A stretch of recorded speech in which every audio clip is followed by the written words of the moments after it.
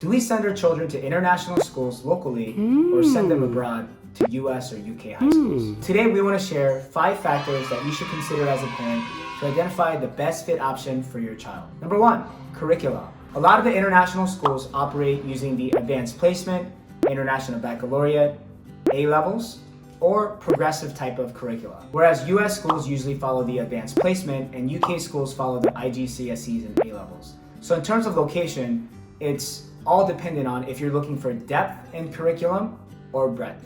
Number 2, 5-year college matriculation. What this means is when your child graduates, where do they go?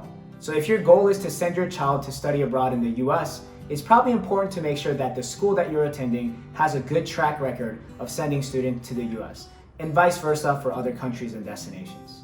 Number 3, extracurricular activities. So this means things outside of academics, such as student-led organizations and clubs.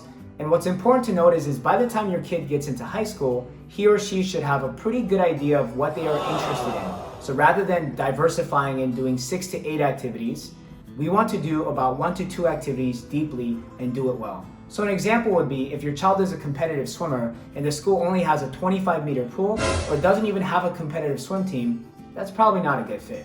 Number 4, student population. A lot of the international schools locally would have a homogeneous population. So for example, if I go to an international school in Vietnam or Thailand, most of the students, or at least a large percentage of those students, will be from that country. So when thinking about building your network, do you want to build a local network or do you want to build more of a global network?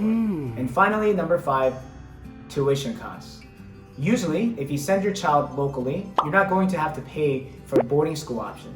So generally, tuition will be a little bit cheaper, whereas if you send your child abroad, you have to factor in boarding costs and or homestays to have your child stay with another family as they are international students studying abroad.